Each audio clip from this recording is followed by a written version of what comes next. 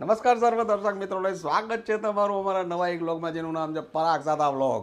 મિત્રો, ગ્રુપમાં છે ને પરિવાર હોય ને તો જ મજા આવે, અને જ્યારે પરિવારમાં ગ્રુપ પડે ને ત્યારે તકલીફનો પાર નથી રહેતો. આ વાત સાથે આ ચીજ સાથે શરૂ કરીએ આજની નવી રેસીપી. મિત્રો, આજે અમે તમારા માટે જે રેસીપી લઈને આવી ગયા છે ને એ ખાવાની નહીં પણ પીવાની છે. એનું કારણ છે કે કેરી ખાવાય છે તો બધાય, પણ પીવે છે બહુ ઓછા. તો ચાલો આજે શું પીવાનું છે એ પૂછી લેશું અમારા હોમ મિનિસ્ટરને. આ કેવી રીતે બને છે એ પણ પૂછી લેશું. તો ચાલો શરૂ કરીએ આજની આ નવી રેસીપી. અંબામાં પારું. અંબા અંબા. જય શ્રી કૃષ્ણ. જય શ્રી કૃષ્ણ. શું જલ્દી બનાવવાના છો એ જલ્દી કહી દો. જલ્દીમાં આજે આપણે બનાવીશું નાના બાળકોને પ્રિય એવું ફ્રૂટી. વાહ. એ ઘરે કેવી રીતે બનાવવાનું આપણે એ બતાવીશ આજે. એમાં કાચી ને પાકી બે કેરી આવશે. અત્યારે કાચી કેરી આવવા માંડી હોય સરસ, એટલે 1 નંગ કાચી કેરી આવશે. કાચી ગમે એ કેરી લઈ શકાય છે આમાં, ને 2 નંગ પાકી કેરી આવશે. સૌથી પહેલાં છે ને આપણે આ કેરીને કટ કરી ને આમાં બાફવા મૂકવાની છે. ઓકે. એટલે 1 નંગ એટલે આ છે ને 250 ગ્રામ કાચી કેરી છે ને 500 ગ્રામ પાકી કેરી. ઓકે. અને છાલ ઉતારી આપણે બાફવા મૂકશું પહેલાં.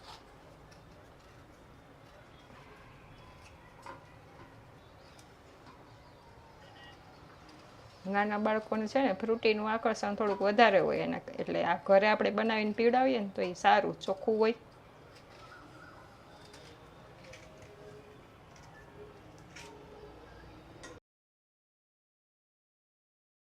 આ રીતે મોટા પીસ જ કરી નાખશું આપણે. આને છે ને બાફવાની જ છે એટલે એકદમ ક્રશ થઈ જાય. ચાલો, આપણી કાચી કેરી સુધારાઈ ગઈ છે. હવે એમાં પાકી કેરી એડ કરી દઈશું.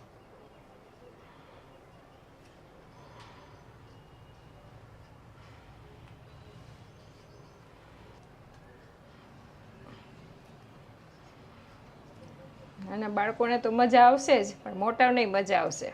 આ એવું સરસ બને છે. કોઈ પણ ગેસ્ટ આવે તો તાત્કાલિક આ બની જાય. તાત્કાલિક બની જાય.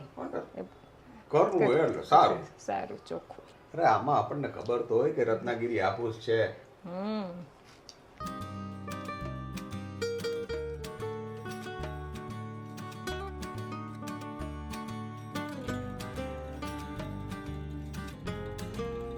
સુગંધ જ અલગ હોય. જો આપણે કેરી સુધારાઈ ગઈ છે. હવે હું તમને છે ને પ્રોપર માપ કહી દઉં છું.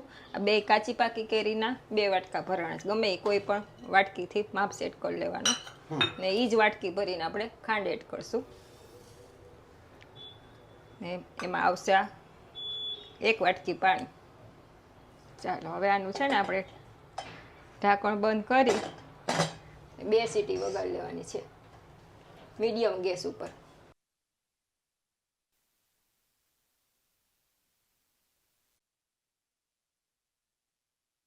ચાલો, આપણું કુકર ઠંડુ પડી ગયું છે.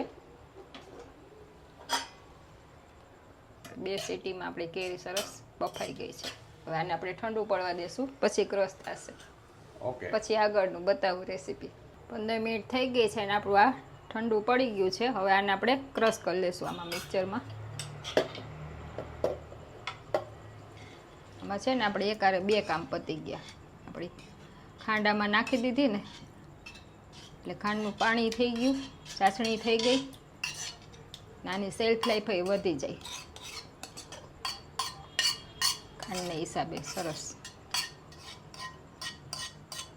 આમાં છે ને આપણે 1 નાની ચમચી નમક એડ કરશું. આનો ટેસ્ટ સરસ બેલેન્સ થાય, એકદમ મસ્ત લાગે.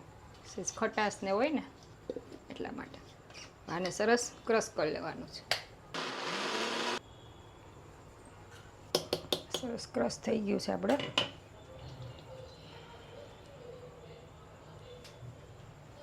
આમાં છે ને આપણે 1 નાનો ગ્લાસ પાણી આવશે આમાં.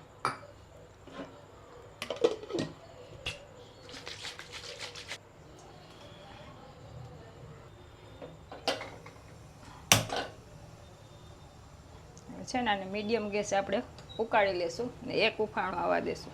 એટલું ઉકાળવાનું છે, હલાવતું રહેવાનું છે આને. 5 મિનિટ થઈ છે. જો આ ઉફાણો આવવાની તૈયારી છે. આપણી કેરી છે ને એકદમ ફ્રૂટી પાકી ગઈ છે. 5 જ મિનિટ લાગે. છે આ બધું જો ઉપર આવી ગયું છે. સુગંધ તો એવી સરસ આવે છે.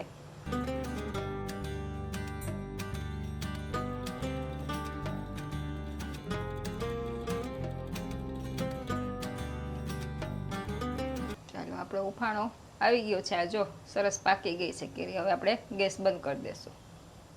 એક જ ઉફાણો આવવા દેવાનો છે. આપણું ફ્રૂટી રેડી છે. હવે આપણે ઠંડુ પાડી ને પછી તમને સર્વ કરું. ચાલો અને આ રીતે આપણે ઠંડુ પાડી દઈશું પાણીમાં એટલે ઝડપથી થઈ જાય. ચાલો આપણું ફ્રૂટી ઠંડુ પડી ગયું છે. હવે રેડી છે આપણું ફ્રૂટી હોમમેડ.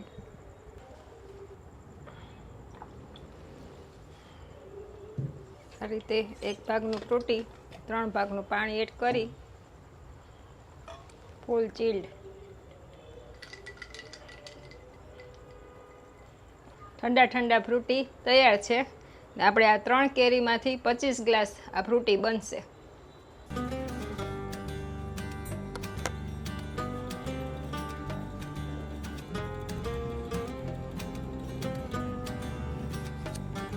રેડી છે આપણું હોમમેડ ફ્રૂટી. અને તમે આ રીતે બોટલમાં પેક કરીને ફ્રીજમાં રાખીને ગમે ત્યારે બનાવીને પી શકો છો. આ 12 મહિના સુધી એવું ને એવું રહે છે. Thank you very much my dear friend. સાહેબ આપણું ફ્રૂટી આવી ગયું છે.